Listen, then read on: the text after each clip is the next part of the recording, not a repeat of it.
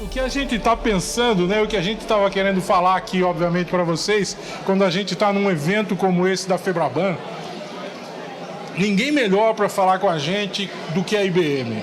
Né? A IBM é um dos grandes parceiros que conhece muito esse mercado de banco, é o grande mercado de banco deles. E a Embratel é hoje seguramente uma das maiores integradoras de segurança da informação. Hoje o nosso portfólio é gigantesco, a gente tem muita coisa na nossa camada de segurança. A gente poderia falar de todos os níveis, certo, Cris? Mas nós vamos falar do próximo nível. Exato. Porque a gente faz de passo em passo. Então, a gente vai falar do próximo nível de segurança da informação. Na verdade, o que a gente precisa mostrar para vocês é como é que a gente consegue proteger todo o entorno do ambiente de segurança da informação. A gente poderia estar falando aqui sobre algumas coisas específicas, alguns temas específicos, e a gente optou para falar do todo, né? Como é que uma estratégia de SOC consegue proteger o ambiente de informação de cada uma das empresas de vocês. Então, esse desafio que vocês têm é o desafio que a gente tem também. Trazer essa defesa de um ambiente de segurança da informação é algo muito complexo. Então, o que a gente vai falar? A gente vai mostrar algumas coisas aqui de como é que um SOC pode funcionar e pode ter uma estratégia diferenciada para essa defesa de segurança da informação que todas as empresas precisam. E todas as empresas devem ter e nem todas têm esse tipo de ambiente de segurança. Então, é nisso que a gente vai se concentrar. Hoje, o nosso SOC, por exemplo, para vocês terem uma ideia, se a gente contar todos os ambientes, inclusive de MDM, a gente gerencia mais de 1 milhão de dispositivos. Isso é muita coisa. Como é que uma empresa consegue gerenciar, como é que uma empresa consegue agir em todos esses ambientes? Uma empresa precisa de ferramentas de automação. Uma empresa precisa de ferramentas que ajudem a gente a olhar esse tipo de coisa sem eu precisar ter um excesso de mão de obra. Então, essa estratégia que a gente vai falar aqui para vocês. Como é que ferramentas da IBM conseguem mostrar a gente, conseguem levar a empresa de vocês a um próximo nível, a esse nível que todos esperam, principalmente num ambiente desse de segurança dentro de uma área, de uma estrutura bancária, que é a estrutura bancária mais madura e a estrutura que mais demanda tecnologia. Né? Se a gente consegue fazer isso para um ambiente de estrutura como essa, a gente consegue fazer para qualquer ambiente. Então a ideia hoje, o Cris vai ficar com a palavra, é mostrar para vocês como dentro de um SOC como o nosso, a utilização desse tipo de ferramenta dá um ganho operacional, um ganho financeiro, um ganho estratégico para todas as empresas, tá bom? Ainda bem que ele é um serafim, ele vai falar aqui com a gente sem atrapalhar o nosso chopp, não é isso? Jamais. Então, rapidinho. Agora com vocês o Cris, tá bom? Obrigado. Pessoal, muito boa tarde. Zé, obrigado. Obrigado, Embratel, pela oportunidade de falar um pouquinho aqui da solução. Vai lá. E um pouco que é utilizado pelo SOC da Embratel, né? Que hoje é referência de segurança de ambiente, tá? Bom, eu sou especialista na IBM, né? De análise e de gerenciamento de ameaças. Tem todo um portfólio de soluções, a gente fala de algumas coisas hoje e de como a gente consegue proteger o ambiente de forma bastante eficiente. Tá? Bom, vou falar um pouco de ameaça, vamos entender um pouco o cenário. Eu vou falar um pouquinho de um relatório do X-Force que saiu esse ano, tá? Das principais ameaças, do que está acontecendo hoje no mundo.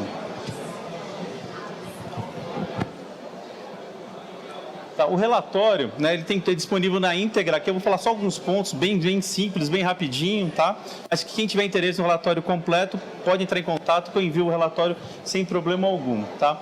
Vou destacar alguns pontos aqui, né, que é importante. Bom,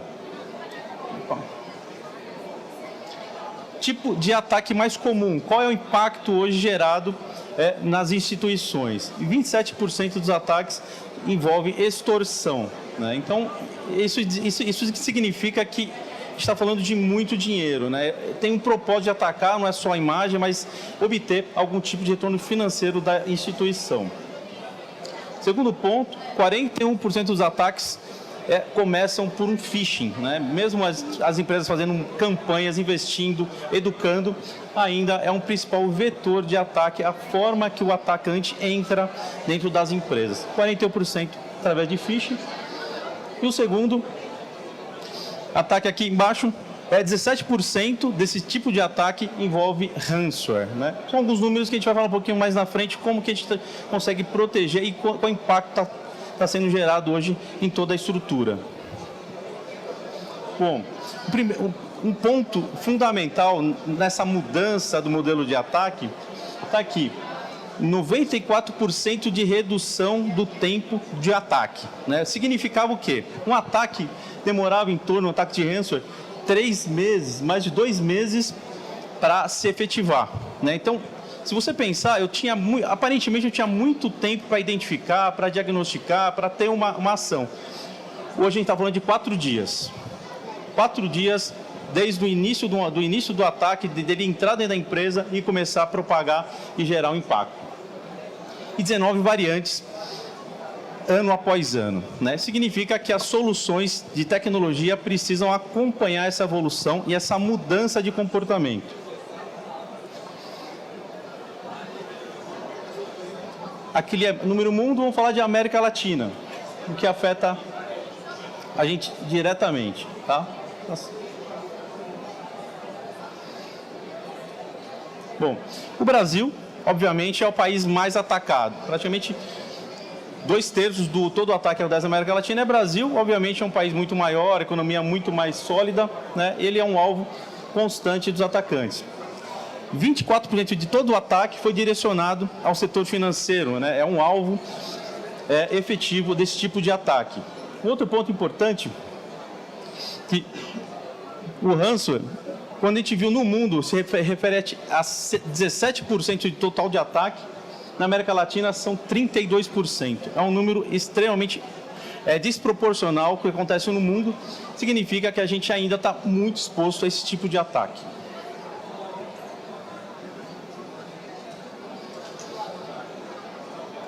Brasil. Está falando de Brasil, custo, né, de uma violação de dados. Deixa eu passar tudo isso aqui para ficar mais rápido. Hoje, uma violação de dados custa em média 6 milhões de reais para a instituição. É muito alto o custo dessa violação. Outro ponto importante, tecnologia de OT aumentou mais de 2.000%, né, o tipo de ataque voltado ao OT. E a superfície de ataque, 67%, que significa aquilo que está exposto, né, para a internet, aumentou em 67%. Significa que boa parte desse ambiente é desconhecido para as instituições. Elas não têm ideia do que está exposto. Parte ela controla, parte ela não controla. E é um vetor importante para ser utilizado por um atacante. Bom, como é que a gente consegue agora começar a pensar em proteção? Como a gente consegue visualizar toda essa estrutura? O Gartner ele fala que existe uma tríade de SOC, uma tríade para visibilidade do ambiente, né? E ela é composta do CIEM, que é o componente que vai analisar eventos, né, qualquer que seja o evento. NDR, que é um segundo componente que vai analisar o tráfego de rede. E um terceiro componente que a gente chama de EDR, que vai analisar o endpoint, vai analisar comportamento de endpoint.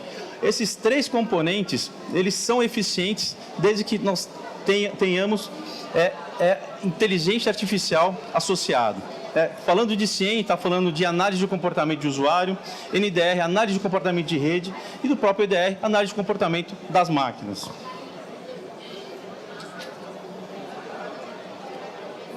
Falar um pouquinho do CIEM, né? O CIEM está falando sempre de evento, né? A solução, ela engloba, quando a gente fala que o time de SOC da Embratel utiliza sempre CIEM associado à análise de rede. A gente vai ver um pouquinho da diferença entre essas duas soluções. O que a gente entende por um CIEM eficiente? O que ele precisa ter? Bom, primeiro, visibilidade completa. A solução ela precisa ser capaz de olhar todo o ambiente. Toda a informação que pode ser gerada dentro da estrutura, ele deve ser capaz de analisar e absorver essa informação. Bom, uma vez que ele recebeu essa informação, ele consegue fazer toda a parte de correlação, entender se existe uma ameaça ou não nessa informação que está chegando, que ele consiga priorizar, falar, olha, dessas 10 ameaças, desses 10 incidentes de segurança, tem um que ele precisa ser tratado de forma prioritária, né? Aquele que vai gerar maior impacto para a minha empresa. Então, que ele mostre, né, daqueles incidentes abertos, qual eu preciso tratar primeiro. Por quê? Porque normalmente, quando eu estou falando de um incidente de segurança, eu falo, existem outros incidentes que acabam aparecendo de forma colateral. Então, eu sempre preciso saber qual eu tenho que atuar primeiro. Depois de eu sabendo qual eu tenho que atuar, que eu possa fazer uma investigação, né? A gente fala de hunting, para saber qual a extensão, por onde começou, qual o impacto, onde eu tenho que atuar, quando eu tenho que remediar. Se a solução ela puder trazer essa remediação, ou essa automação da investigação de forma bastante rápida, usando sempre inteligência artificial, eu consigo acelerar esse processo e a gente vai entender que quando o ser humano faz esse tipo de análise, ele é diferente de pessoa para pessoa. A gente pode ter um padrão, né, olhando o que acontece no mundo. Resposta integrada. Eu já sei qual a extensão, já sei o impacto, eu já sei se é real ou se não é real, eu já posso trabalhar numa remediação imediata. Bom, o primeiro passo para a gente começar a entender desvio de comportamento, saber se existe um problema efetivo dentro da minha estrutura, é analisar os usuários. Não adianta eu olhar, o Cristiano, ele tentou acessar um arquivo que ele não poderia, gera um alerta. É muito simples. Vamos pensar, o Cristiano é um administrador, ele pode acessar arquivos, ele pode acessar servidor. Mas ele está acessando de forma efetiva, ele deveria acessar nesse horário, esse tipo de informação, ele está acessando da máquina que ele costuma acessar, da rede que ele costuma acessar, o volume gerado de dados é normal, é pertinente ao que o Cristiano começa a gerar? Não, não é. Então eu começo a analisar o indivíduo, o comportamento de cada indivíduo e falar assim, cara, esse comportamento não é padrão para essa pessoa individual. Aí eu consigo tirar insights e falar, pode estar havendo algum tipo de anomalia. Pode ser um roubo de informação, pode ser um roubo de credencial, pode ser um intruder, um cara malicioso com intenção de prejudicar a empresa, que esse desvio vai gerar, né, um alerta. Então, é o primeiro passo para a identificação de um incidente de segurança, é a análise de comportamento, um desvio de comportamento, não uma ação direta, mas um comportamento totalmente suspeito. O segundo passo, né, a gente partir já para a investigação. Eu entendi que eu tenho alguns componentes que trazem uma anomalia dentro da minha estrutura. Quero investigar. O que um analista faz? Bom, eu preciso entender o contexto. Eu quero saber quem é esse usuário que está acessando de forma indevida. Bom, o Cristiano é um administrador? Ele está correto? Não, vamos fazer mais pesquisa. Vamos entender se esse tipo de acesso ele é parecido com algum ataque, né? Isso o ser humano pensando que ele vai fazer. Aplicar alguma inteligência, algum skill pessoal que ele tenha dentro de segurança para poder investigação e ele entender se isso é de fato ou não. Malicioso, ele vai caminhar para poder fazer uma remediação. Quando o ser humano faz isso, né, varia muito se o cara é experiente ou não experiente, se ele está cansado ou se não está cansado, se ele conhece a pessoa, se ele não conhece aquela pessoa, se ele confia no nome que está aparecendo ali ou se ele não confia, se ele tem outros incidentes para atuar, né? Foi gerado um relatório dizendo que o profissional de segurança está sofrendo de burnout. Né? A carga de estresse que ele tem sofrido é parecida com os médicos, né, na época do Covid de linha de frente. É extremamente pesado. Isso quando ele tenta fazer todo esse tratamento sozinho, além do tempo, a margem de erro é muito grande.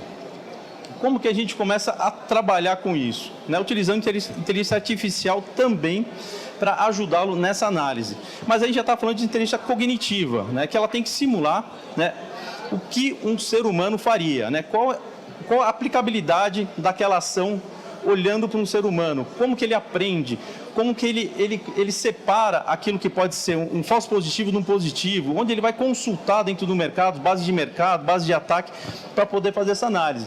Ele vai começar a fazer alguns tipos de limpeza, né? Ele vai começar a parar com o dilema, parar a entender, esse cara é um usuário privilegiado, é um diretor, ou esse usuário ele não tem tanto acesso, não deveria fazer. A gente acaba tirando algumas decisões que podem trazer um erro do ser humano por uma forma muito mais rápida e assertiva, que é com inteligência artificial. Como que funciona isso? Tá? A IBM, para a segurança, ela tem o Watson Advisor, né? Que ele é uma inteligência cognitiva, né? E de fato ele aprende né, o que está acontecendo, ele sabe o que é segurança, ele é especializado em segurança, ele tem assertividade nisso. Ele usa a base do X-Force, a principal base de segurança do mercado, talvez a maior do mercado, né, para aprender sobre segurança. Então ele sabe o que é segurança, ele sabe o que ele está procurando. E usa as demais bases do mercado que estão abertas para continuar aprendendo, sabendo que tipo de ataque está acontecendo e qual o comportamento de cada ataque e começar a comparar com o que acontece dentro da empresa, dentro daquele eventual incidente. Entender um pouquinho como que é esse caminho do Watson. Tá? Primeiro é aberta a offense, que seria um incidente de segurança. Então tem um alerta. Lá o Cristiano acessou ou está acessando arquivos que não deveria. Vai gerar o alerta. Ele vai começar a entender, né? Vai fazer toda a parte de contexto interno e saber o que está acontecendo. Falou, quem é esse usuário, o que ele acessou, como que ele acessou, ele deveria acessar ou não. Ele vai aprender com aquele incidente específico. Não é um padrão, ele vai aprender naquela situação. Bom, feito isso, ele vai começar a pegar observáveis do mercado. Quais são os ataques que acontecem, que tipo de ataques, e associar com esse tipo de ofensa que está acontecendo dentro dessa empresa. E vai correlacionar, ele vai aprender. Ele vai falar, olha, eu estou vendo que alguns ataques utilizam esse comportamento. E vai começar a associar isso. E vai trazer um resultado. Falou, ó, aquilo que era o Cristiano acessando um arquivo, eu olhei todo o contexto, não é o Cristiano mais. Pode ser um roubo de informação, alguém roubou a credencial do Cristiano para fazer um outro tipo de acesso. Porque ele tentou acessar mais máquinas do que você conseguiu ver aqui. Ele não acessou só esse arquivo, ele não acessou só esse diretório, ele acessou outras máquinas. A máquina que ele estava, ele começou a fazer conexões que não deveriam, ele começou a fazer conexões com máquinas da internet que são usadas para ataque. Né? Ele vê todo o resultado e ele fala, é crítico ou não é crítico? Tem que atuar agora ou não precisa atuar agora. Tá? Isso a gente faz em minutos. Aqui é um exemplo do relatório que ele gera, né, em poucos minutos.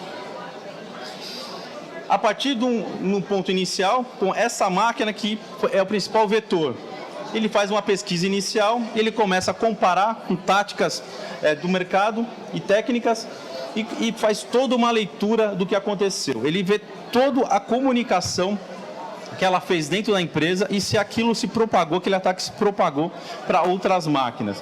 Isso de forma bastante rápida. Então, de forma intuitiva, um analista do SOC ele consegue já saber, né, a extensão e o comprometimento desse ataque. Bom, o outro ponto, a outra perninha daquela análise é analisar tráfego de rede, né? Por quê? Evento pode falhar. O tráfego de rede nunca falha. E 99% dos ataques utilizam rede. Então, evento, existe alguns tipos de ataque que consegue desabilitar a geração de um evento, paralisar um log, mascarar, não gerar evento. Ataque não tem jeito. Quando te fala de rede, não tem jeito. Vai passar pela rede de alguma forma. A gente consegue ampliar essa visão olhando sempre rede. Por quê? Quando a gente está falando de logs, olhando um iceberg, a gente vê um pedacinho de toda a estrutura. Né? A gente fala que eventos são focos. Né? O Cristiano abriu um arquivo, fechou um arquivo, acessou a internet, desligou a máquina, logou na máquina, fotos do que aconteceu. Quando a gente começa a falar de flow, rede, né? O tráfego de rede, a gente vê um filme. A gente sabe exatamente o que o Cristiano fez quando acessou um determinado servidor. Quanto de informação ele tirou, se essa informação ficou parada na máquina dele, se ele mandou essa informação para fora, se ele recebeu algum comando de outras máquinas, quantas máquinas ele tentou acessar, a gente vê o filme completo. Não passa nada, né, se a gente começar a associar as informações. É isso que é importante, né, que eu quero deixar claro aqui. Não tem bala de prata, não tem uma solução mágica. O que tem são soluções inteligentes. A gente trabalhar com informações completas, com uma análise completa. E a gente precisa se modernizar e começar a se aprimorar nesse processo. Da mesma forma que quando a gente está olhando o evento, a gente aprende o comportamento do usuário, do Cristiano, aqui a gente vai aprender o comportamento da máquina do Cristiano. Pô, o Cristiano logou no servidor. O Cristiano logou só na máquina dele, mas essa máquina, ela nunca gerou tanta informação, ela nunca tentou conectar em tantas outras máquinas, ela nunca gerou uma carga tão grande. A máquina está com um comportamento totalmente diferente, um padrão diferente.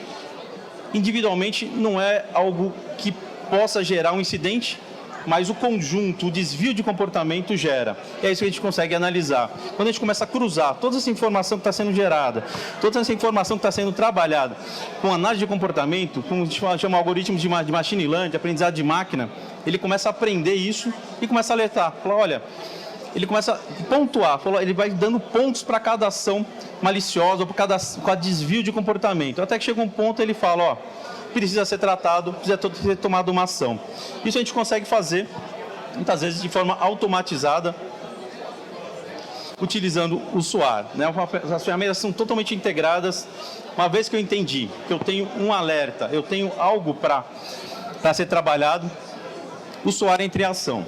Então, ele vai receber um trigger, né? O gatilho vai ser disparado e ele vai começar a buscar mais informações de toda a minha estrutura. O SOAR ele é feito para integração, né? Está vendo outros fornecedores de segurança do mercado, e não precisa ser segurança, qualquer fornecedor, ele consegue fazer essa integração, a grande maioria de forma nativa. Ele vai fazer todo esse enriquecimento de informação para entender quem é esse usuário, qual máquina, tem mais esse arquivo que foi disparado, ele foi encontrado em outras máquinas, ele faz toda essa pesquisa de forma automatizada ou não, até que você entenda, seguindo um workflow, que ele precisa tomar uma ação, seja qual for essa ação, é possível ser tomada também de forma automatizada.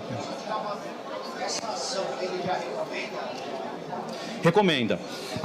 Sim, dentro do playbook, né, à medida que ele vai recebendo mais informação, você vai seguindo um flow. A gente chama que ele tem um workflow dinâmico. Por quê? Porque à medida que a informação chega, ele vai decidindo qual o próximo passo. Pode ele seguir um padrão, ou ele faz totalmente, aquilo que você achou que era um phishing, não é phishing, é uma outra coisa. E ele vai seguindo um padrão. Aqui eu recomendo que bloqueie o usuário, ou põe uma máquina em quarentena, um exemplo. Colocar uma máquina em quarentena pode ser uma ação totalmente automatizada ou não. Eu preciso da autorização de um gerente. Aí pode seguir o fluxo para alguém autorizar. Tá? Então você define, né, quais são os próximos passos, e já vem com alguns workflows prontos, e você consegue customizar.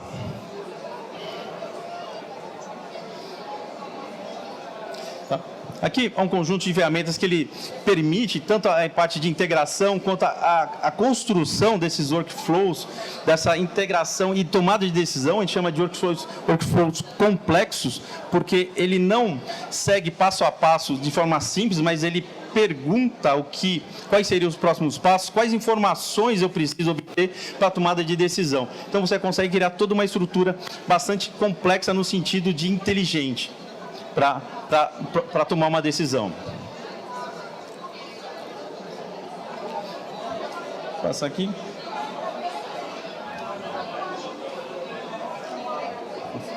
Esse cara aqui. Outro ponto importante é que, dependendo do tipo de incidente de segurança, a gente é regido por algumas normas. Caso eu tenha ferir, por exemplo, o LGPD, o que eu tenho que fazer nesse caso? Qual é o procedimento que a norma determina que eu siga? GDPR, se eu tenho cliente na Europa, qual o procedimento que eu tenho que seguir? Automaticamente ele vai identificar se aquele incidente comprometeu ou feriu alguma norma, e você já implementa nessa rotina ações obrigatórias para correção. Aqui o processo de integração, ele tem uma biblioteca, né, um marketplace vasto, né, de integração nativa, que é uma ferramenta feita para integrar e automatizar. Legal? Uma pergunta? Algum ponto?